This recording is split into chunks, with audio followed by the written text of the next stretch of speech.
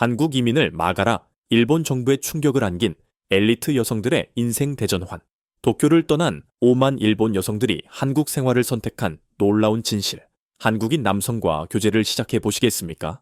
네, 저도 그 점이 매우 궁금합니다. 기회가 된다면 만나보겠습니다. 일본 정부는 전례 없는 긴급대책회의를 소집하기에 이르렀습니다. 일본 여성들의 집단 이탈 현상이 가속화되고 있으며 이대로는 국가의 미래가 심각한 위험에 처할 수 있다는 위기감이 고조되었습니다. 일본의 엘리트 여성들이 한국 남성과의 결혼을 선택하며 대규모로 일본을 이탈하고 있는 것입니다. 이 충격적인 현상의 실체를 심층적으로 파헤치기 위해 한 일본 방송국 PD가 한국으로 급파되었습니다. 솔직히 납득이 되지 않습니다. 한국의 남성들이 도대체 무엇이 그토록 특별하다는 말입니까? 그녀가 서울에서 7일 동안 직접 체남아 거친을 체험하고 촬영한 영상이 공개되자 일본 사회 전체는 경악을 금치 못했습니다. 단 3일 만에 조회수가 5천만 회를 돌파했으며 일본 여성들의 폭발적인 공감 댓글이 쇄도했습니다. 이제야 모든 것이 이해된다. 나도 당장 한국으로 가야겠다는 반응들이었습니다. 과연 그녀가 한국 땅에서 목격한 놀라운 진실은 무엇이었을까요? 지금 그 전말을 공개합니다. 저는 이시하라 미나 28세 NHK의 최연소 PD입니다. 메이지 유신을 주도했던 하시모토 사네토미의 6대 손이라는 타이틀은 항상 저에게 무거운 짐이었습니다. 그러나 그보다 더욱 막중한 것은 최근 제가 담당하게 된 프로젝트였습니다. 기획서의 제목은 한일 국제결혼에 숨겨진 불편한 진실. 저는 이 기획 의도를 보며 만족스러운 미소를 지었습니다. 최근 급증하고 있는 일본 여성과 한국 남성의 결혼 현상 이면에 은폐된 문제점들을 파헤치려는 다큐멘터리였기 때문입니다. 저는 분명히 확신했습니다. 이 현상에는 분명히 뭔가 잘못된 부분이 있을 것이라고요. 그날도 평소와 다름없이 편집실에서 자료들을 검토하고 있었습니다. 통계 자료는 충격적이었는데 최근 일본 여성의 한국 남성과의 혼인이 급격하게 증가했으며 특히 도쿄의 고학력 여성들 사이에서 이러한 경향이 두드러졌습니다. 도대체 그 이유가 무엇일까? 저는 모니터를 노려보며 혼잣말했습니다.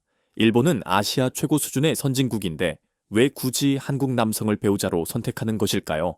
바로 그때였습니다. 스마트폰이 울렸고 화면에 뜬 이름을 확인하고 저는 미소를 지었습니다. 유키노, 도쿄 대학 법학부 동기이자 15년치기 가장 친한 친구.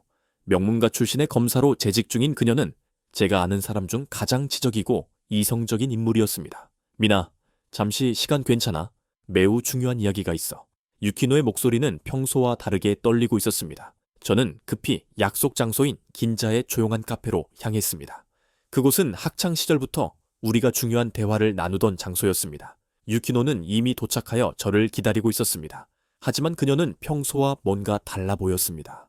날카로운 지성미가 느껴지던 눈빛 대신 부드러운 미소를 짓고 있었습니다. 무슨 일이야? 설마 누구와 교제라도 하는 거야? 제 농담에 유키노는 고개를 끄덕였습니다. 저는 깜짝 놀랐습니다. 일 중독자였던 유키노가 연애를 한다니. 누구인데? 도쿄대 선배? 아니면 검찰청 동료? 유키노는 심호흡을 한 후 폭탄 선언과 같은 말을 꺼냈습니다. 한국 사람이야. 그것도 결혼하기로 했어. 다음 달에 서울로 이주할 거야. 저는 들고 있던 커피 잔을 놓칠 뻔했습니다. 뭐라고? 한국 사람? 네가? 믿을 수 없었습니다. 일본 최고 명문가 출신으로 도쿄대 법학부를 수석으로 졸업하고 최연소 검사가 된 유키노가 한국 남자와 결혼한다니요. 미쳤어? 누가 너를 세뇌라도 한 거야? 제 격한 반응에 유키노가 쓰게 웃었습니다. 미나, 너도 그렇게 생각하는구나. 하지만 이번엔 달라. 정말 달라. 뭐가 다른데? 그 사람이 재벌 가문 출신이야? 아니면 유명 연예인? 아니, 평범한 IT 개발자야. 스타트업에서 일하고 있어. 저는 할 말을 잃었습니다. 도쿄에서도 최고의 조건들을 갖춘 남성들이 줄을 서던 유키노가 왜 평범한 한국 남성을 선택한 것일까요? 유키노, 정신 차려. 너 지금 커리어까지 다 포기하고 외국으로 가겠다는 거야. 그것도 한국으로? 미나, 나도 처음엔 너처럼 생각했어. 하지만 그곳에서 나는 처음으로 진짜 나로 살 수 있었어. 유키노의 눈빛은 매우 진지했습니다. 15년을 함께한 친구의 그런 표정은 처음 보는 것이었습니다. 무슨 말이야? 일본에서도 충분히 잘 살고 있잖아. 정말 그럴까? 미나, 우리가 얼마나 많은 가면을 쓰고 사는지 알아. 혼내와 다테마에 진심과 거칠애를 구분하며 사는 것이 얼마나 피곤한 일인지. 저는 반박하고 싶었지만 마음 한구석이 찔리는 느낌이었습니다. 한국에서는 달라. 사람들이 진심으로 대해주어. 가식이 없어. 그 모든 것이 연기일 수도 있잖아. 전구진 씨와 작년부터 만나왔어. 1년 가까이 지켜봤는데 연기가 아니야. 유키노는 약혼자의 사진을 보여주었습니다. 평범해 보이는 한국 남성이었습니다. 특별할 것 없는 외모에 수수한 차림. 도쿄의 엘리트 남성들과는 확실히 다른 모습이었죠. 이름은 뭔데? 전구진, 32살이야. 저는 사진을 뚫어지게 응시했습니다. 도대체 이 남자의 어떤 점이 특별해서 제 친구를 빼앗아간 것일까요? 미나, 부탁이 있어. 내 결혼식에 와줬으면 좋겠어. 서울에서 할 거야. 유키노. 그리고 가능하다면 열린 마음으로 봐줘. 내가 왜 이런 선택을 했었는지. 집으로 돌아오는 내내 제 머릿속은 매우 복잡했습니다. 제가 기획하고 있던 다큐멘터리의 주제가 갑자기 너무나 개인적인 문제로 변모해 버렸기 때문입니다. 저는 결심했습니다. 이번 취재를 통해 유키노를 구해야 한다고. 분명히 뭔가 함정이 있을 것이라고 믿었습니다. 한국 남자들의 가모니설에 속아 넘어간 일본 여성들, 그 진실을 파헤쳐서 친구를 구하겠다고 다짐했죠. 다음 날 저는 프로듀서인 다카 시상에게 말했습니다. 한국 현지 취재가 반드시 필요합니다. 직접 가서 실상을 확인하고 싶습니다. 좋네. 이시하라 자네가 직접 가서 진실을 파헤쳐 와. 일본 여성들에게 경각심을 줄 수 있는 강력한 다큐멘터리를 제작해야 해. 일주일 후 저는 취재팀과 함께 한국행 비행기에 올랐습니다.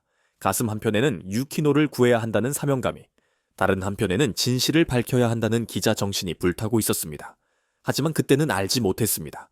이 여정이 제 인생을 완전히 뒤바꿔 놓을 것이라는 것을. 유키노를 만나면 해답을 찾을 수 있을까요? 아니면 더 큰 혼란에 빠지게 될까요? 비행기가 인천국제공항에 착륙했을 때 저는 이미 전투 태세였습니다. 한국 남자들의 가짜 친절을 카메라에 담아야 했으니까요. 자, 모두들 집중합시다. 우리가 이곳에 온 목적을 잊지 마십시오. 저는 카메라맨 다나카 씨와 음향 담당 사토 씨에게 지시했습니다. 두 분 모두 베테랑이라 제 의도를 정확히 이해하고 있었습니다. 입국 심사를 마치고 수화물을 찾는데 문제가 발생했습니다. 촬영 장비가 담긴 대형 케이스가 너무 무거웠던 것입니다. 카트를 찾으러 갔던 사토 씨는 보이지 않았고 다나카 씨와 저는 80피어르가 넘는 장비 케이스와 씨름하고 있었습니다. 잠깐만요. 제가 도와드리겠습니다. 갑자기 한국어가 들려왔습니다. 30대 초반으로 보이는 한국 남성이었습니다. 정장을 입고 있는 모습이 출장 온 회사원 같았습니다. 아, 괜찮습니다. No thank you. 제가 서툰 영어로 거절했지만 그는 이미 케이스 한쪽을 들어 올리고 있었습니다. 무거운데 혼자서는 힘드실 거예요. 카트가 있는 곳까지만 도와드릴게요. 그는 꽤 유창한 일본어로 말했습니다. 저는 경계심을 늦추지 않았습니다.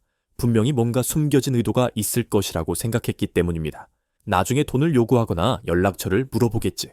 그러나 카트가 있는 곳까지 함께 옮긴 후 그는 그냥 가버렸습니다. 잠깐만요. 제가 불렀지만 그는 손만 흔들고 사라졌습니다. 명함이라도 줄 알았는데 말이죠. 미나상, 방금 그 장면 촬영하셨습니까? 다나카 씨가 물었습니다. 아니요. 너무 갑작스러워서 첫 번째 기회를 놓쳤습니다. 하지만 저는 스스로를 다독였습니다. 공항이니까 친절한 척 했을 거야. 진짜 한국의 모습은 밖에서 보게 될 거야. 공항 리무진 버스를 기다리는 동안에도 비슷한 일이 있었습니다. 비가 내리기 시작했는데 줄을 서 있던 한국 여성이 자기 우산을 저희 쪽으로 기울여 주었습니다. 같이 쓰세요. 장비 젖으면 안 되잖아요. 역시 일본어였습니다.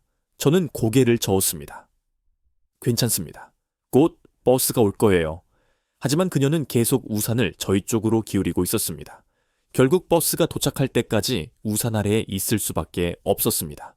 이것도 모두 쇼일 거야. 외국인에게 잘 보이려는 쇼. 저는 속으로 생각했습니다. 하지만 이상하게도 마음 한 구석이 따뜻해지는 것은 왜일까요? 서울 시내로 진입하는 버스 안에서 저는 창밖을 보며 놀랐습니다. 고층 빌딩들, 정돈된 거리, 한강을 따라 이어지는 스카이라인. 제가 막연하게 상상했던 모습과는 완전히 달랐습니다. 도쿄와 별로 다르지 않잖아. 호텔에 체크인하고 짐을 푼 후 저는 유키노에게 메시지를 보냈습니다. 서울에 도착했어. 내일 만날 수 있을까? 곧바로 답장이 왔습니다.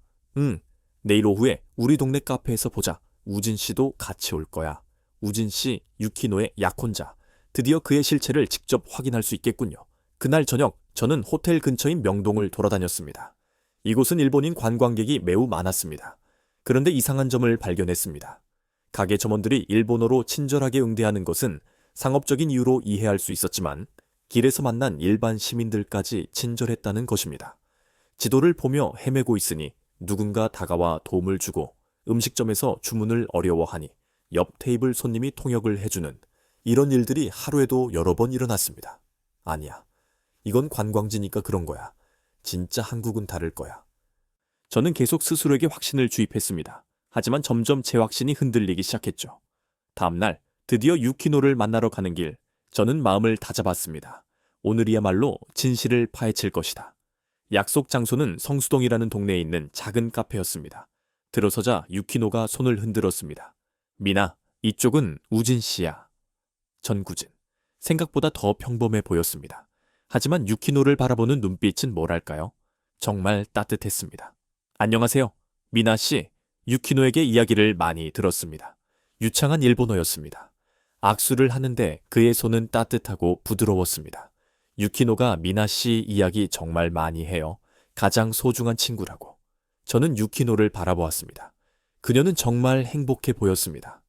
도쿄에서 검사로 일할 때는 늘 날카롭고 긴장된 모습이었는데 지금은 완전히 이완된 상태였습니다. 어떻게 만나셨어요? 제가 단도직입적으로 물었습니다. 작년에 제가 도쿄 출장을 갔을 때 컨퍼런스에서 만났어요. 유키노가 통역 자원봉사를 하고 있었죠. 자원봉사? 저는 유키노를 보았습니다. 도쿄지검 검사가 통역 자원봉사를 한다니. 그때 잠깐 일 때문에 지쳐 있었어.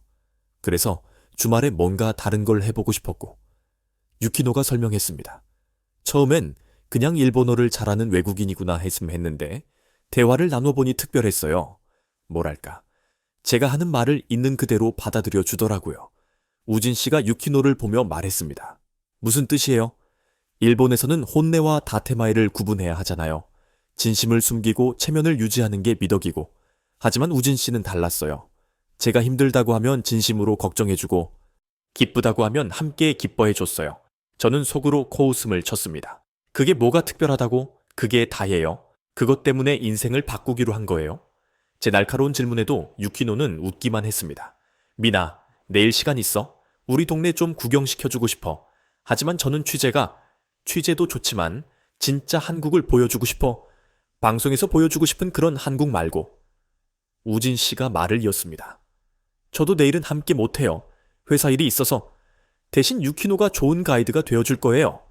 두 사람은 정말 자연스러웠습니다. 서로를 배려하면서도 각자의 일정을 존중하는 모습이 인상적이었습니다. 카페를 나와 헤어지는 길, 우진 씨가 말했습니다. 미나 씨, 유키노가 정말 좋은 친구를 뒀네요. 걱정해주는 마음 잘 압니다. 저도 처음엔 가족들이 반대했거든요. 일본 여자와 결혼한다고 하니까. 그런데 왜? 사랑하니까요. 그리고 유키노와 함께 있으면 저도 더 나은 사람이 되고 싶어져요. 단순하지만 진심이 느껴지는 대답이었습니다. 호텔로 돌아오는 길, 저는 복잡한 심정이었습니다. 분명히 뭔가 이상한 점을 찾아내려고 했는데 두 사람은 너무나 자연스럽고 행복해 보였기 때문입니다. 아니야. 겉모습에 속으면 안 돼. 내일은 반드시 진실을 찾아낼 거야. 하지만 어쩐지 제 확신은 점점 흔들리고 있었습니다. 유키노와의 약속 장소를 향하면서도 마음 한 구석에서는 이런 생각이 들었습니다. 혹시 내가 찾고 있는 불편한 진실이 정말 존재하는 걸까? 아니면 내 편견이 만들어낸 환상일까? 다음날 오전, 유키노가 거주하고 있다는 오피스텔로 향했습니다. 성수동의 한 골목, 소박하지만 깔끔한 건물이었습니다. 도쿄에서 고급 아파트에 살던 유키노가 이런 곳에 산다는 게 믿기지 않았습니다. 어서 와, 미나. 문을 열고 나온 유키노의 모습에 저는 깜짝 놀랐습니다. 명품 정장 대신 편안한 티셔츠와 청바지, 화장기 없는 맨얼굴. 그런데 이상하게도 도쿄에서보다 훨씬 젊어 보였습니다. 여기가 네가 사는 곳이야. 응, 아담하지? 처음엔 나도 좀 놀랐는데 살다 보니 이 정도면 충분하더라. 20평 남짓한 원룸이었습니다. 하지만 곳곳에 유키노의 손길이 느껴졌습니다. 창가의 화분들, 벽에 걸린 사진들, 작은 책상 위에 놓인 법률 서적들.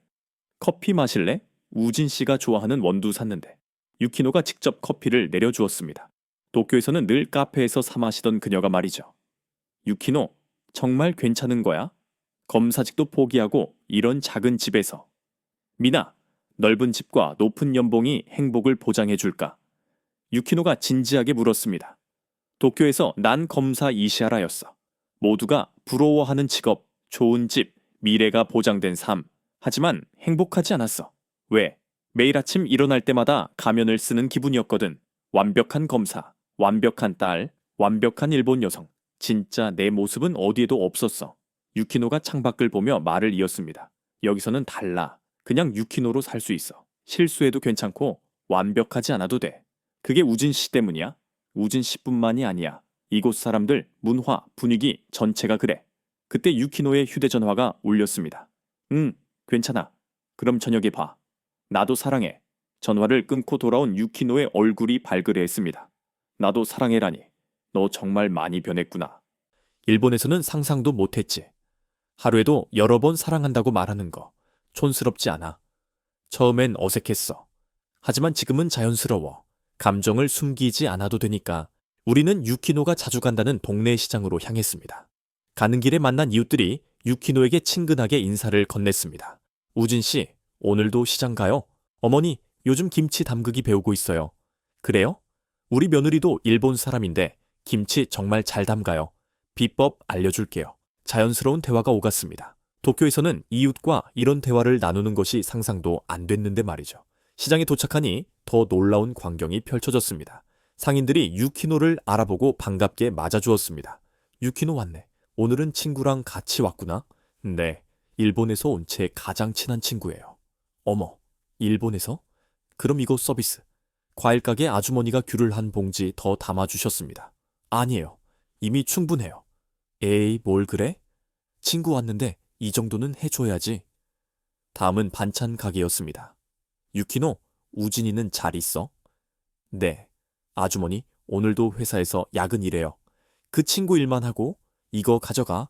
우진이 좋아하는 장조림이야. 아주머니, 매번 이렇게 해주시면 정으로 주는 거야. 정으로. 돈으로 따지면 안 돼. 저는 놀라운 광경을 지켜봤습니다. 일본에서는 모든 것이 철저히 계산되고 주고받는 것이 명확한데 여기서는 정이라는 이름으로 자연스럽게 나눔이 일어나고 있었습니다. 저 사람들이 너한테 왜 그렇게 잘 해주는 거야? 처음엔 나도 부담스러웠어. 뭔가 대가를 바라는 건 아닐까 했지. 하지만 아니더라. 그냥 전기야. 한국 사람들은 정으로 관계를 맺어. 시장을 나와 카페로 향하는 길, 유키노가 갑자기 멈춰 섰습니다. 미나, 저기 봐. 작은 놀이터에서 아이들이 놀고 있었습니다. 그 옆에서 젊은 아빠들이 아이들을 돌보고 있었죠. 일본에서는 보기 힘든 광경이지. 맞았습니다. 평일 낮에 아빠가 아이와 놀이터에 있는 것은 일본에서는 드문 일이었습니다. 우진 씨도 저럴 거야. 아이가 생기면 당연히 육아를 함께 할 거라고 했어. 당연히? 응, 여기서는 그게 당연한 거래. 엄마만의 일이 아니라 부모의 일이라고.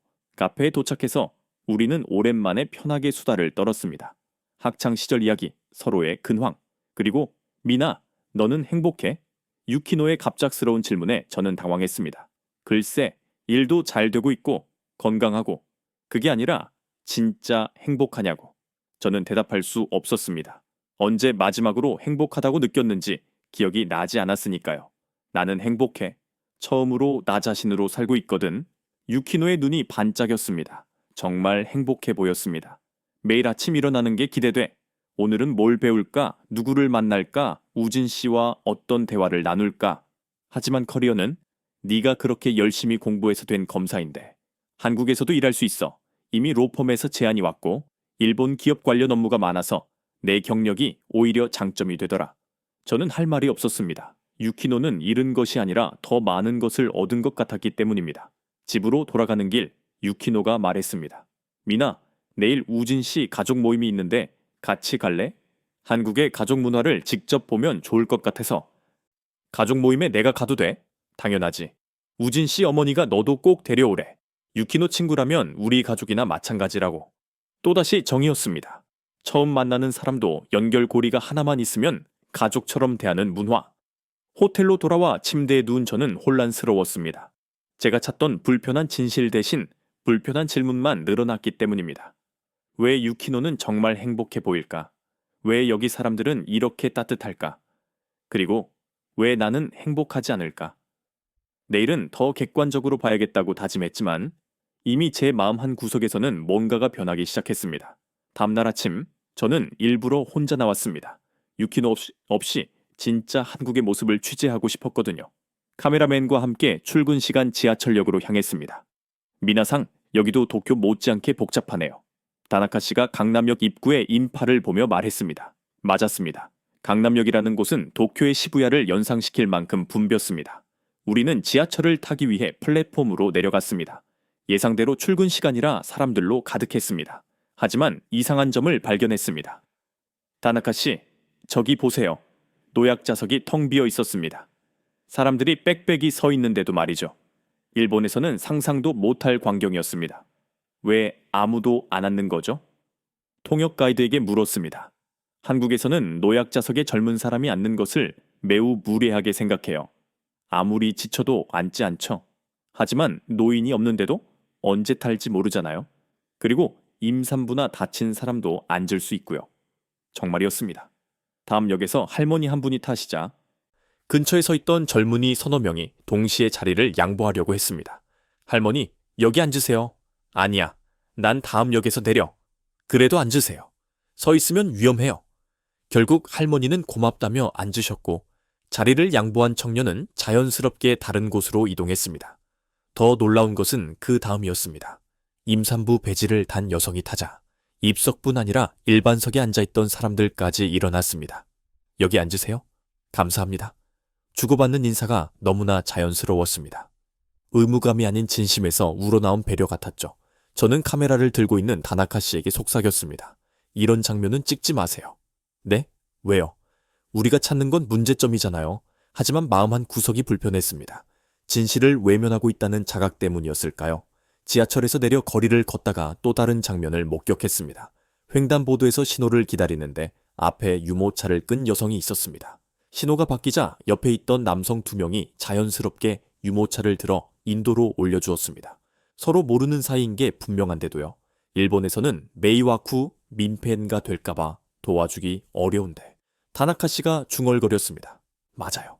일본에서는 남에게 폐를 끼치는 것도 도움을 받는 것도 부담스러워하죠. 하지만 여기서는 도움이 자연스럽게 오갔습니다. 점심시간 우리는 회사원들이 많이 가는 식당가로 갔습니다. 여기서도 문화 차이를 발견했죠. 같이 앉아도 될까요? 처음 보는 회사원들이 우리 테이블에 합석을 요청했습니다. 일본에서는 있을 수 없는 일입니다.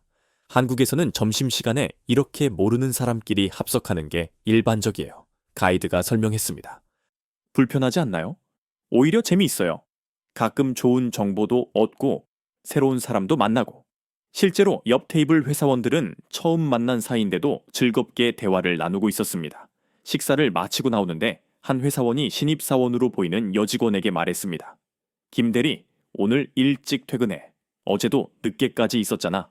괜찮습니다. 일은 내일 해도 돼. 건강이 먼저야. 저는 귀를 의심했습니다. 일본에서는 상사보다 먼저 퇴근하는 것이 얼마나 어려운 일인지 잘 알고 있었으니까요. 오후에는 유키노와 약속한 장소로 갔습니다. 전구진 씨 가족 모임이 있는 식당이었죠. 도착하니 이미 가족들이 모여 있었습니다. 어서 오세요. 유키노 친구분이시죠? 우진 씨 어머니가 따뜻하게 맞아주셨습니다. 처음 뵙겠습니다. 이시아라 미나입니다. 아이고, 예쁘게 생겼네. 아직 결혼 안 했어요? 갑작스러운 질문에 당황했지만 모두가 웃고 있었습니다. 엄마, 처음 만난 사람한테 그런 질문하면 어떡해요? 우진 씨가 말렸지만 어머니는 개의치 않으셨습니다. 뭐 어때? 궁금한 건 물어봐야지. 숨기고 사는 게 더 이상해. 이것이 유키노가 말한 혼내와 다테마에가 없는 모습이구나 싶었습니다. 식사가 시작되자 더 놀라운 광경이 펼쳐졌습니다. 우진 씨와 아버지가 앞치마를 두르고 음식을 나르기 시작했거든요. 아버님도 요리를 하세요? 당연하지. 맞벌이 하는데 집안일도 같이 해야지. 너무나 당연하다는 듯이 말씀하셨습니다. 우리 아들도 어릴 때부터 가르쳤어요.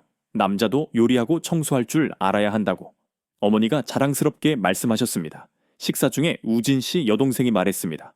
오빠, 유키노 언니 정말 좋은 사람 같아. 우리 가족이랑도 잘 맞고.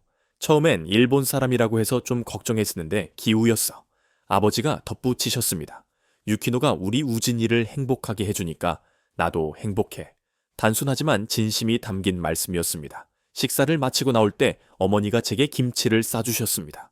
호텔에서 먹어. 한국 왔으면 김치는 먹어봐야지. 감사하지만 너무 많은데요. 많긴 뭐가 많아. 우리 유키노 친구잖아. 가족이나 마찬가지야. 처음 만난 저를 가족처럼 대하는 마음. 이것이 한국의 정인가 싶었습니다. 돌아오는 길에 유키노가 물었습니다. 어때? 한국 가족 모임? 솔직히 충격적이야. 남자들이 자연스럽게 집안일을 하고 며느리를 딸처럼 대하고 나도 처음엔 적응이 안 됐어. 너무 편하게 대해주니까 오히려 어색했지. 하지만 지금은 정말 가족 같아. 부담스럽지 않아? 오히려 편해. 완벽한 며느리가 아니어도 되니까. 실수해도 괜찮고 못해도 괜찮아. 그냥 유키노로 받아들여주니까. 저는 묵묵히 들었습니다. 일본에서 시집가면 얼마나 많은 규칙과 예절을 지켜야 하는지 잘 알고 있었으니까요. 호텔로 돌아와 하루를 정리하며 생각했습니다. 오늘 본 것들이 연출이 아니라는 것을 인정할 수밖에 없었습니다. 지하철의 빈 노약자석, 자연스러운 배려, 평등한 가족관계, 이런 게 일상이라면 저도 모르게 한국 생활을 상상하고 있었습니다. 하지만 곧 고개를 저었죠. 아니야, 분명 어두운 면도 있을 거야. 완벽한 사회는 없으니까. 하지만 적어도 오늘 본 것들은 제 편견을 흔들기에 충분했습니다. 노약자석을 비워두는 것이 당연한 나라. 모르는 사람도 도와주는 것이 자연스러운 나라. 어쩌면 유키노가 선택한 것이 이해되기 시작했습니다. 다음날 아침 유키노가 전화를 했습니다. 미나, 오늘은 우리 동네 아침 시장 가볼래? 진짜 한국을 보여주고 싶어. 솔직히 별로 내키지 않았습니다. 전통시장이라면 시끄럽고 복잡할 것 같았거든요. 하지만 유키노의 일상을 제대로 보려면 가봐야 했죠. 좋아, 몇 시에 만날까? 아침 8시, 이른 시간이 좋아. 성수동의 작은 골목시장. 도착하자마자 활기찬 분위기에 압도됐습니다. 상인들의 목소리, 물건 고르는 손님들, 곳곳에서 오가는 정겨운 대화들. 유키노 왔네. 야채가게 아주머니가 먼저 알아보고 인사하셨습니다. 안녕하세요, 아주머니. 오늘은 뭐가 좋아요? 오늘 배추가 정말 좋아. 김장철이라 최고야. 김치 담글 거지? 네. 어제 우진 씨 어머니한테 배웠어요. 잘했어. 김치 담글 줄 알아야 진짜 한국 며느리지.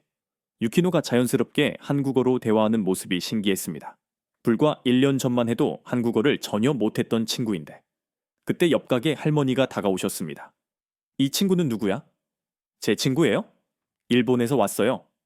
어머, 일본에서. 우리 며느리도 일본 사람이야. 할머니는 갑자기 제 손을 잡으셨습니다. 반가워요. 멀리서 왔네. 아침은 먹었어? 아, 네. 사실 안 먹었는데 그냥 그렇다고 했습니다. 그런데 할머니가 제 표정을 읽으셨나 봅니다. 거짓말 안 해. 따라와. 할머니는 저를 가게 안으로 데려가셨습니다. 그리고 갑자기 김밥을 만들기 시작하셨죠. 할머니, 괜찮아요, 정말로. 뭐가 괜찮아? 아침 안 먹으면 안 돼. 젊을 때 잘 먹어야지. 순식간에 김밥 2줄이 완성됐습니다. 할머니는 그것을 호일에 싸서 제게 주셨습니다. 돈은? 무슨 돈? 유키노 친구면 우리 손님이야. 손님한테 밥 주는 게 당연하지. 저는 당황해서 유키노를 보았습니다. 유키노는 웃으며 고개를 끄덕였죠. 감사히 받아. 할머니 마음이야. 그래, 맛있게 먹어. 그리고 이것도 가져가. 할머니는 김치를 한 통 더 꺼내셨습니다. 아니에요. 너무 많아요. 많긴 뭐가 많아. 호텔에서 밥 먹을 때 같이 먹어. 김치 없으면 밥이 안 넘어가지.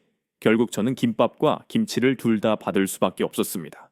시장을 더 둘러보는 동안 비슷한 일이 계속됐습니다. 과일 가게에서는 사과를 하나 더 넣어주고 반찬 가게에서는 맛보라며 이것저것 집어주고. 한국 사람들은 다 이래요? 처음엔 나도 놀랐어. 계산하려고 하면 서비스라고 더 주고. 부담스러웠는데 이제는 고마운 마음으로 받아. 대가를 바라는 건 아닐까요? 그런 생각도 했어. 하지만 아니더라. 그냥 전기야. 나눠주는 게 좋아서 주는 거야. 떡볶이 가게 앞을 지나가는데 아주머니가 부르셨습니다. 학생들 떡볶이 먹고 가. 학생이 아니에요. 에이, 내 눈에는 학생이야. 잠깐 앉아봐. 강제로 앉혀진 우리 앞에 떡볶이와 순대, 튀김이 놓였습니다. 이거 정말 맛있어. 미나도 먹어봐. 유키노가 능숙하게 떡볶이를 먹었습니다. 저도 조심스럽게 한 입 먹어봤는데 생각보다 맛있었습니다. 맛있죠? 우리 떡볶이가 이 시장에서 제일 유명해요. 아주머니가 자랑스럽게 말씀하셨습니다. 일본 분이라고? 한국 음식 잘 먹네. 매운 거 좋아해요? 거짓말이었지만 아주머니가 너무 좋아하셔서 그렇게 말했습니다. 그래? 그럼 이것도 먹어봐. 아주머니는 김말이를 더 튀겨주셨습니다. 먹으면서 유키노와 아주머니의 대화를 들었습니다. 우진 씨는 요즘 어때? 잘 지내요? 일이 바빠서 좀 늦게 들어오지만 결혼 준비는 잘 돼가고? 네, 다음 달에 작은 결혼식 할 거예요. 좋겠네. 꼭 초대해. 우리 시장 사람들 다 가고 싶어 할 거야. 정말 가족처럼 대화하는 모습이 인상적이었습니다. 계산할 때 충격적인 일이 일어났습니다. 얼마예요? 10,000원. 네? 이렇게 많이 먹었는데요? 친구 왔다고 하니까 특별 할인이야. 분명히 더 받아야 할 것 같은데 아주머니는 10,000원만 받으셨습니다. 시장을 나오면서 저는 양손 가득 선물을 들고 있었습니다. 김밥, 김치, 과일, 반찬. 이게 다 공짜야. 믿기지 않아. 처음엔 나도 미안해서 못 받겠다고 했어. 하지만 거절하면 오히려 서운해 하시더라. 왜? 정을 거부하는 거니까. 주고 싶은 마음을 받아주는 것도 예의래. 정? 또 그 단어였습니다. 미나, 저기 가볼래? 유키노가 가리킨 곳은 작은 쌈밥집이었습니다. 여기 사장님이 정말 특별해.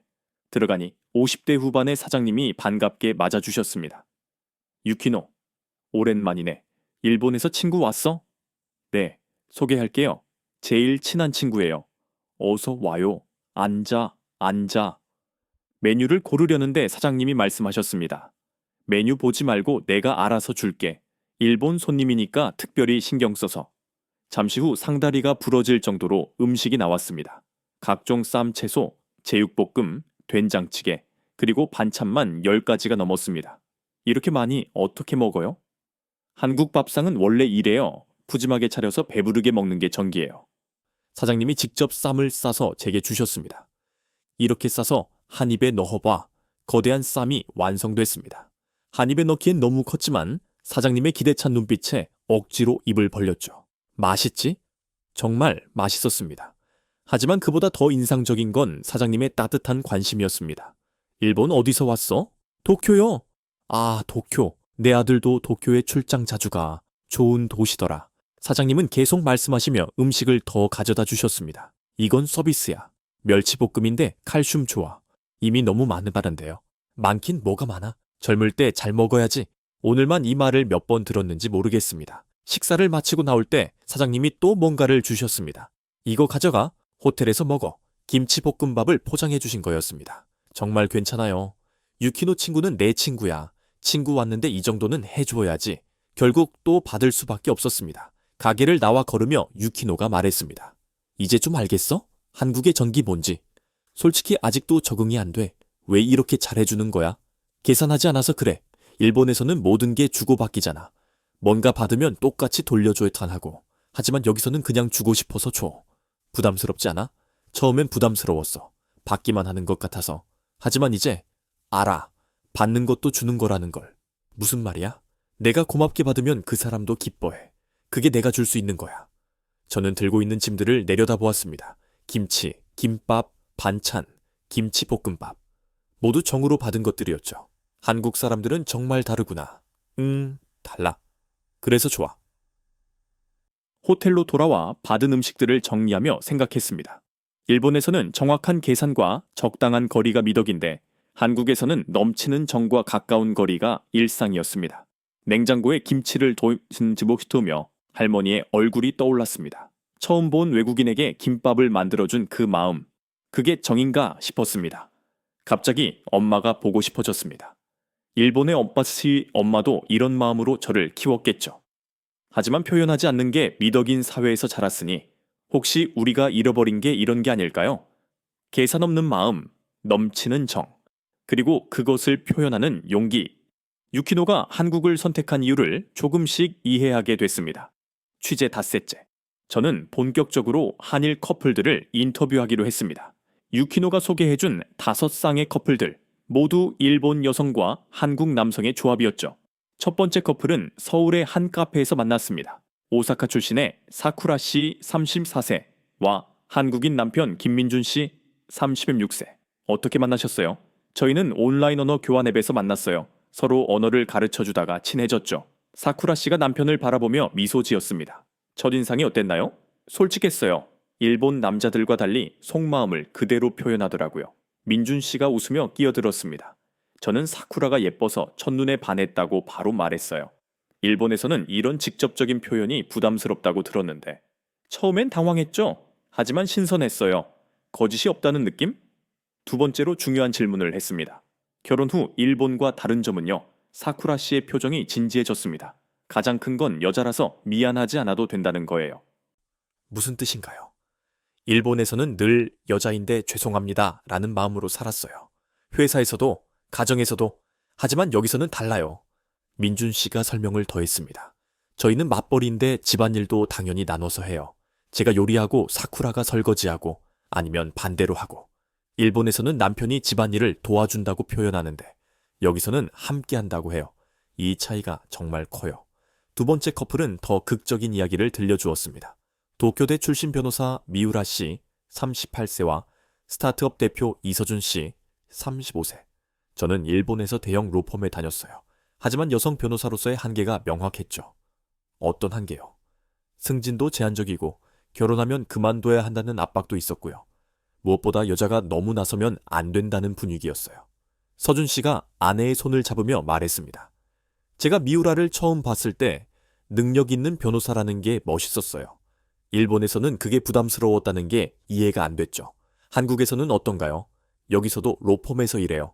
물론 한국도 완벽하진 않지만 적어도 여자가 일 잘하면 안 된다는 분위기는 없어요. 세 번째 커플의 이야기는 더욱 가슴을 울렸습니다. 나고야 출신 주바이리 씨 29세와 회사원 박지훈 씨 32세. 저는 일본에서 결혼하면 당연히 일을 그만둬야 한다고 생각했어요. 엄마도 그랬고 할머니도 그랬으니까요. 한국에서는 다른가요? 지훈 씨가 대답했습니다. 아이리가 일하고 싶다고 해서 함께 방법을 찾았어요. 지금은 온라인으로 일본어 강의를 하고 있죠. 가족들 반응은요? 시어머니가 오히려 응원해주세요. 요즘 시대에 집에만 있으면 안 된다고요. 아이리 씨가 눈물을 글썽이며 말했습니다. 일본 친정에서는 남편한테 미안하지 않냐고 해서 했는데 시어머니는 내 인생을 살아라고 하셨어요. 네 번째 커플은 나이 차이가 있었습니다. 후쿠오카 출신 교수 나오미 씨 42세와 디자이너 강하늘 씨 33세. 나이 차이 때문에 고민 없었나요? 나오미 씨가 웃었습니다. 일본에서는 상상도 못할 일이죠. 여자가 나이가 많으면 크리스마스 케이크라고 하잖아요. 25일 지나면 가치가 떨어진다고. 한국에서는 달랐나요? 하늘이는 제 나이를 전혀 신경 쓰지 않았어요. 오히려 인생 경험이 많아서 좋다고. 하늘 씨가 진지하게 말했습니다. 나이가 뭐가 중요해요? 나오미가 저보다 똑똑하고 멋있는데 그게 다예요. 마지막 다섯 번째 커플은 가장 최근에 결혼한 커플이었습니다. 사포로 출신 간호사 하루카 씨 33세와 의사 오승현 씨 33세. 병원에서 만났어요. 저는 교환 프로그램으로 왔고 승현 씨는 레지던트였죠. 일본과 한국 병원 문화 차이가 있나요? 일본에서는 간호사가 의사한테 거의 절대 복종이에요. 의견도 못 내고. 하지만 여기서는 달라요. 승현 씨가 고개를 끄덕였습니다. 한국도 위계 질서가 있지만 적어도 환자를 위한 의견은 누구나 낼 수 있어요. 하루카가 좋은 아이디어를 많이 내줘서 도움이 돼요. 결혼 생활은 어떤가요? 승현이가 집안일을 더 많이 해요. 제가 야간 근무하면 밥도 해놓고 빨래도 해놓고. 당연한 거 아닌가요? 하루카가 더 힘든 일 하는데. 일본에서는 들을 수 없는 대화였습니다. 다섯 커플의 인터뷰를 마치고 저는 공통점을 발견했습니다. 첫째, 모든 여성들이 여자라서 미안하지 않다고 했습니다. 둘째, 남편들이 아내의 커리어를 적극 지지했습니다. 셋째, 집안일과 육아를 당연히 분담했습니다. 넷째, 시댁에서도 며느리를 딸처럼 대했습니다. 하지만 가장 인상적인 건 이들의 표정이었습니다. 일본에서 봤던 그 조심스럽고 긴장된 표정이 아니라 편안하고 자신감 있는 표정이었죠. 저녁에 유키노를 만나 인터뷰 내용을 공유했습니다. 다들 행복해 보이더라. 그렇지. 나도 처음엔 믿기지 않았어. 하지만 유키노, 이게 전부는 아니겠지. 분명 힘든 점도 있을 거야. 당연히 있지. 언어 문제, 문화 차이, 가족과 떨어져 사는 것. 하지만 그럼에도 불구하고 여기가 좋아. 왜? 나로 살 수 있으니까. 여자이기 전에 한 인간으로 존중받는 느낌이야. 유키노의 말이 가슴에 와 닿았습니다. 일본에서는 늘 역할을 연기해야 했어. 완벽한 검사, 순종적인 딸, 조신한 여자. 하지만 여기서는 그냥 유키노야. 저는 오늘 만난 여성들의 얼굴을 떠올렸습니다. 그들이 공통적으로 했던 말, 여자라서 죄송합니다를 말하지 않아도 되는 나라. 갑자기 제 삶이 떠올랐습니다. 회사에서 늘 웃으며 차를 타주고 먼저 퇴근하면 눈치 보이고 의견을 내면 여자가 너무 나댄다는 소리를 듣던 일상. 미나, 넌 행복해? 유키노가 며칠 전과 같은 질문을 했습니다. 이번엔 대답할 수 있을 것 같았습니다. 모르겠어. 하지만 행복하지 않은 것 같아. 그날 밤 호텔에서 저는 오래 생각했습니다. 내가 만든 감옥에서 살고 있는 건 아닐까. 스스로 만든 여자답게라는 굴레 속에서. 다음날 더 충격적인 일이 일어날 줄은 꿈에도 몰랐습니다. 취재 마지막 날이었습니다. 오후부터 갑자기 하늘이 어두워지더니 폭우가 쏟아지기 시작했죠. 우산도 없이 촬영 장비를 들고 있던 저희는 당황할 수밖에 없었습니다. 미나상, 장비가 젖으면 안 돼요. 다나카 씨가 급하게 카메라를 감쌌습니다. 저도 서둘러 다른 장비들을 보호하려 했지만 이미 비는 세차게 내리고 있었습니다. 근처 건물로 뛰어가려던 순간 발이 미끄러졌습니다. 무거운 장비 가방 때문에 중심을 잃고 그대로 넘어졌죠. 무릎과 손바닥이 아스팔트에 부딪혔습니다. 순간 눈앞이 하얘졌어요. 괜찮으세요? 갑자기 머리 위로 우산이 펼쳐졌습니다. 비에 젖은 시야 속에서 누군가 제게 손을 내밀고 있었습니다. 일어나세요. 다치셨어요? 서툰 일본어였습니다. 겨우 고개를 들어보니 30대 초반의 한국 남자였어요. 정장이 비에 흠뻑 젖어 있었는데도 우산을 저에게만 씌워주고 있었습니다. 장비를 먼저. 제가 떨리는 목소리로 말하자 그는 재빨리 주변을 둘러봤습니다. 잠깐만요. 그는 자신의 정장 재킷을 벗어 장비 가방을 덮었습니다. 그리고 다시 저를 일으켜 세웠죠. 병원 가야 할 것 같은데 많이 다치셨어요. 무릎에서 피가 나고 있었습니다. 손바닥도 쓸려서 화끈거렸죠. 가방, 장비가. 제가 들게요. 병원 먼저 가요. 그는 80kg가 넘는 장비 가방을 번쩍 들어 올렸습니다. 그리고 계속 우산을 제게 씌워주며 걸었죠. 자신은 완전히 비를 맞으면서요. 왜 이렇게까지? 다친 사람을 그냥 둘 수 없잖아요. 당연하다는 듯이 말했습니다. 근처 병원 응급실에 도착했을 때 그의 옷은 물에 빠진 것처럼 젖어 있었습니다. 그런데도 먼저 제 상태를 걱정했죠. 여기 외국인 환자 있어요. 빨리 봐주세요. 의료진에게 상황을 설명하고 접수까지 도와줬습니다. 치료를 받는 동안 그는 밖에서 기다렸습니다. 다나카 씨에게 연락도 해주고 장비 상태도 확인해줬죠. 정말 감사합니다. 성함이 최도윤입니다. 괜찮으세요? 네, 덕분에. 그런데 옷이 다 젖으셨는데. 괜찮아요. 어차피 집에 가서 갈아입으면 되니까. 치료비를 계산하려는데 이미 그가 다 지불했다고 했습니다. 안 돼요. 제가 낼게요. 나중에 한국 오시면 밥 한 끼 사주세요. 그걸로 됐어요. 그는 명함을 주고 떠나려 했습니다. IT 스타트업 개발자라고 적혀 있었죠. 정말 고마워요. 정말 감사합니다. 아니에요. 빨리 나으세요. 그리고 한국 여행 좋은 추억이 되길 바래요. 그가 떠난 후 저는 한동안 멍하니 서 있었습니다. 다나카 씨가 도착해서 물었습니다. 미나상 괜찮아요? 그 사람은 누구예요? 모르는 사람이에요. 그냥 도와준 거예요. 대가도 없이? 네. 호텔로 돌아와서도 계속 그 장면이 떠올랐습니다. 자신은 흠뻑 젖으면서도 저를 우산 아래 두던 모습. 무거운 장비를 들고 병원까지 함께 가준 것. 그리고 치료비까지. 유키노에게 전화했습니다. 믿기지 않는 일이 있었어. 사연을 듣고 유키노가 말했습니다. 그게 한국이야. 어려운 사람을 보면 그냥 지나치지 못해. 하지만 전혀 모르는 사람인데. 그래도 도와줘. 특히 다친 사람이나 힘든 사람을 보면. 그날 밤 저는 일기를 썼습니다. 오늘 비를 맞았다. 하지만 마음은 따뜻하다. 한국인의 전기 무엇인지 온몸으로 느꼈다. 가식이 아닌 진심. 계산하지 않는 마음. 그게 여기 있었다. 다음날 아침 체크아웃을 하려는데 프런트에서 저를 불렀습니다. 이시하라님, 누가 두고 가신 거예요? 작은 상자였습니다. 한국의 좋은 추억 많이 만드세요. 어제 우산 씌워준 사람. 상자 안에는 상처 치료용 연고와 밴드, 그리고 작은 인형이 들어있었습니다. 한국 전통 호랑이 인형이었죠. 순간 눈물이 났습니다. 이름도 제대로 모르는 사람이 이렇게까지 신경 써준다는 게. 공항으로 가는 길 유키노가 배웅 나왔습니다. 미나, 이제 좀 알겠어? 응, 알 것 같아. 뭘? 네가 왜 여기 있는지, 왜 여기가 좋은지. 유키노가 제 손을 잡았습니다. 미나야, 넌 내 소중한 친구야. 네가 어떤 선택을 해도 응원할게. 고마워. 그리고 혹시 마음이 바뀌면 언제든 와.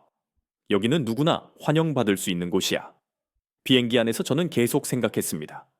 일주일 동안 본 것들, 느낀 것들, 그리고 변한 것들. 제가 만들려던 다큐멘터리의 방향이 완전히 바뀌어야 한다는 것을 알았습니다. 일본 여성들에게 경고하는 내용이 아니라 그들이 찾은 것을 보여줘야 한다고. 하지만 그보다 더 큰 변화는 제 안에서 일어나고 있었습니다. 나도 그렇게 살고 싶다. 처음으로 그런 생각이 들었습니다. 도쿄로 돌아온 다음 날, 저는 편집실에 앉아 있었습니다. 일주일 동안 찍은 영상들을 하나하나 확인하면서 고민에 빠졌죠. 이시하라, 취재는 잘 됐나? 프로듀서 다카 시상이 들어왔습니다. 네, 많은 것을 찍어 왔습니다. 좋아. 그럼 우리가 기획한 대로 일본 여성들에게 경각심을 주는 내용으로 다카 시상. 제가 말을 끊었습니다. 죄송하지만 기획을 바꿔야 할 것 같습니다. 뭐? 무슨 소리야? 저는 노트북을 돌려 영상을 보여줬습니다. 지하철에 텅 빈 노약자석, 시장 할머니의 따뜻한 정, 비 오는 날 우산을 씌워준 청년. 이게 뭐야? 제가 본 진짜 한국입니다. 다카 시상의 얼굴이 붉어졌습니다. 우리가 원한 건 이런 게 아니야. 문제점을 찾으라고 했잖아. 문제점을 찾으려 했습니다.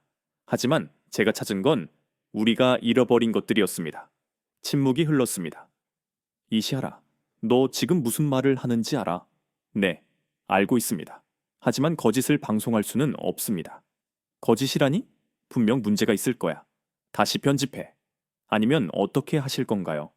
아니면 이 프로젝트는 엎어질 거야. 너도 알잖아. 저는 결심했습니다. 그럼 제가 다시 편집하겠습니다. 하지만 제 방식대로요. 일주일 동안 저는 밤낮 없이 편집실에서 살았습니다. 영상을 자르고 붙이고 인터뷰를 정리하고 내레이션을 썼죠. 제목도 바꿨습니다. 경고, 한국 남자들의 실체에서 느우 그들이 선택한 이유, 한국에서 찾은 새로운 삶 모서우로. 편집을 마치고 시사회를 했을 때 회의실은 조용했습니다. 화면에는 유키노의 인터뷰가 나오고 있었습니다. 일본에서는 늘 여자라서 죄송합니다라는 마음으로 살았어요.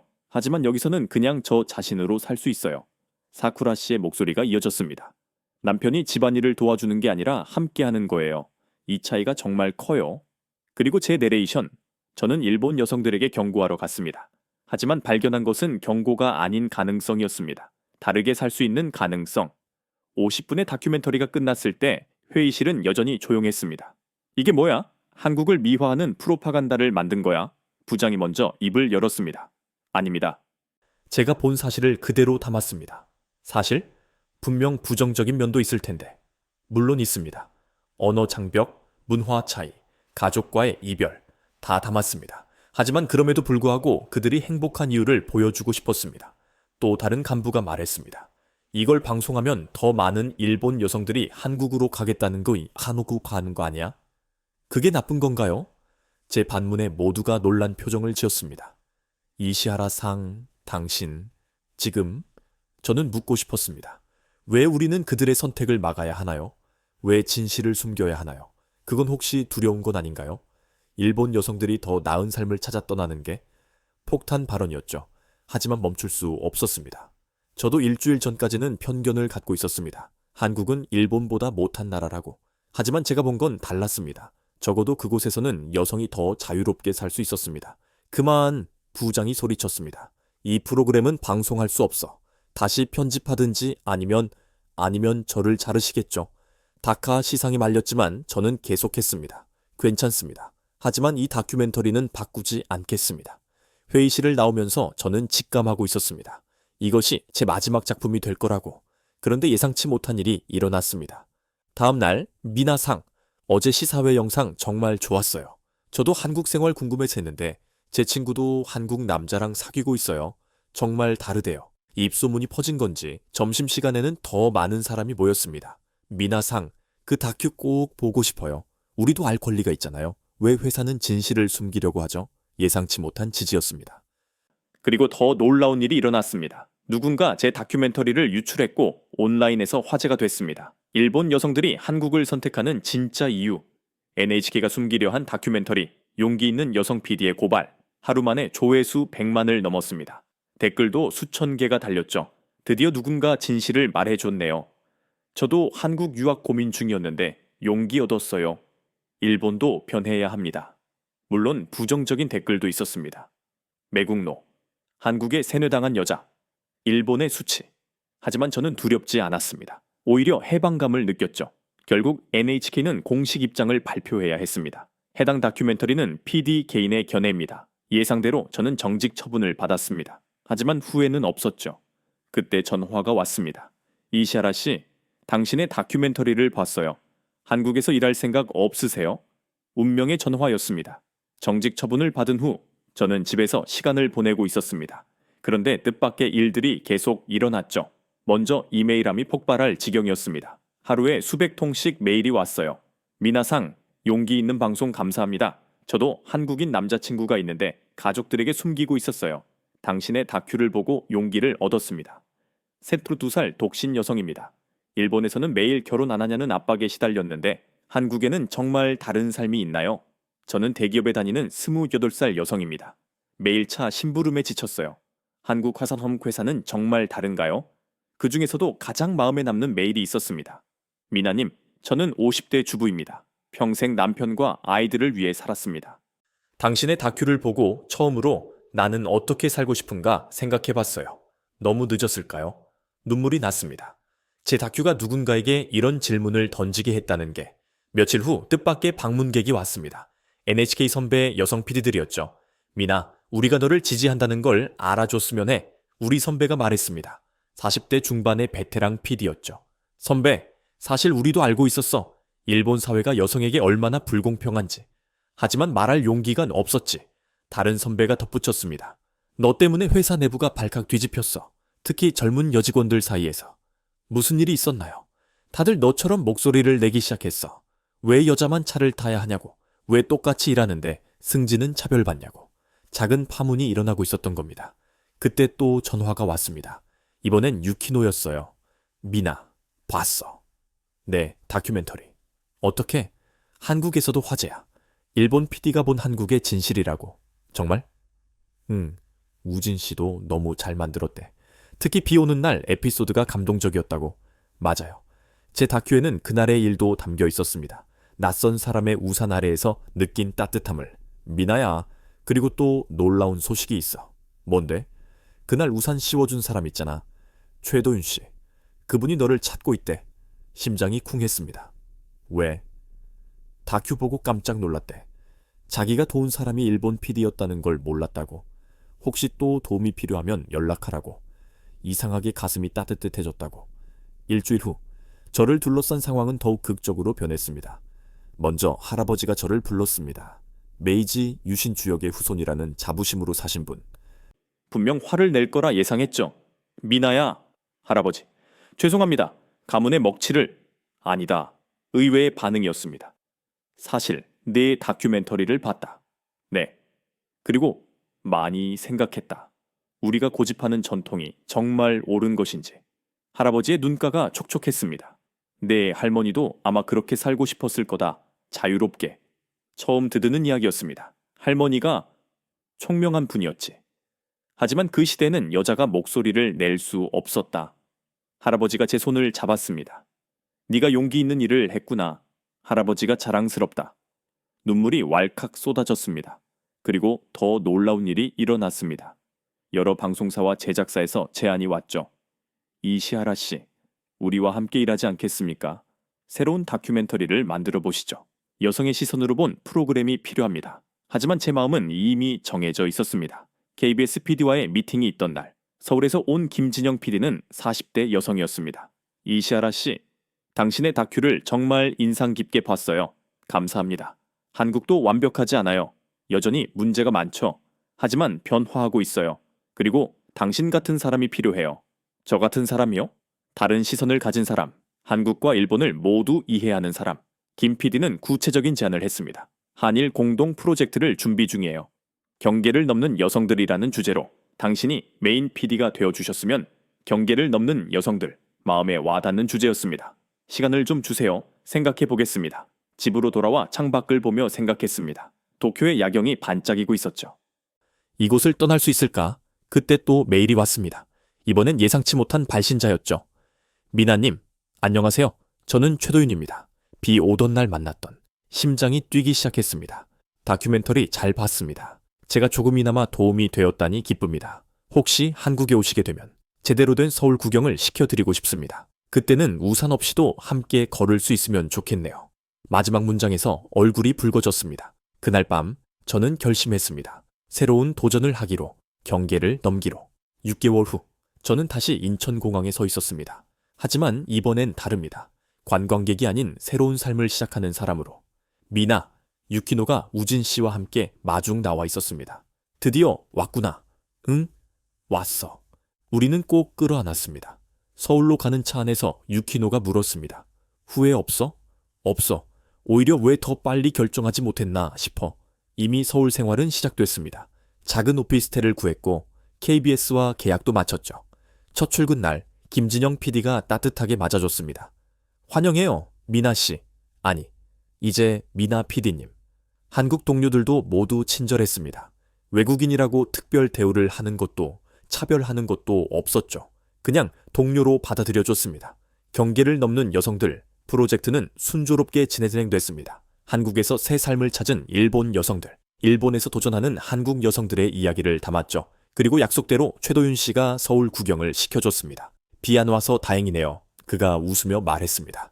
그때 정말 감사했어요. 저도 미나 씨 다큐 보고 많이 배웠어요. 우리가 당연하게 여기는 것들이 누군가에게는 특별할 수 있다는 걸. 우리는 친구가 됐고 천천히 서로를 알아갔습니다. 그리고 지금 저는 유키노의 결혼식 준비를 돕고 있습니다. 2달 후면 유키노가 정식으로 우진 씨와 결혼합니다. 미나, 축사 준비했어? 당연하지. 걱정 마. 저는 이미 축사를 준비했습니다. 유키노가 용기 있는 선택을 했다는 것, 그리고 저도 그 용기를 배웠다는 것을 말할 거예요. 한국에서의 생활은 항상 쉽지만은 않습니다. 여전히 언어는 어렵고 문화 차이도 있죠. 하지만 매일이 새롭고 의미 있습니다. 무엇보다 저는 이제 여자라서 죄송합니다 라고 하지 않습니다. 제 의견을 당당하게 말하고 하고 싶은 일을 하고 사랑하는 사람들과 함께합니다. 가끔 도쿄에 있는 부모님과 통화를 합니다. 처음엔 반대하셨지만 이제는 제가 행복한 모습을 보고 안심하십니다. 미나야, 오늘은 뭐 했어? 엄마의 목소리가 들립니다. 오늘은 새로운 인터뷰이를 만났어요. 정말 감동적인 이야기였어요. 그래, 몸은 괜찮고? 네. 걱정 마세요. 여기 사람들이 정말 잘해줘요. 그리고 최도윤 씨와의 관계도 조금씩 발전하고 있습니다. 아직은 친구지만 서로에게 특별한 존재가 되어가고 있죠. 미나 씨, 이번 주말에 시간 있어요? 네. 왜요? 제주도에 가보신 적 있나요? 한국의 아름다운 섬인데. 아니요. 아직. 그럼 같이 가실래요? 봄 제주도는 정말 아름다워요. 저는 미소 지으며 대답했습니다. 좋아요. 인천공항은 이제 제게 특별한 곳입니다. 편견을 갖고 도착했다가 열린 마음으로 떠났던 곳, 그리고 새로운 삶을 시작하러 다시 돌아온 곳. 당신의 인천공항은 어디인가요? 제가 만든 다큐멘터리의 마지막 질문입니다. 당신도 경계를 넘을 용기가 있나요? 새로운 삶을 선택할 준비가 되었나요? 저는 여기서 답을 찾았습니다. 사랑과 존중, 그리고 나답게 살 수 있는 자유.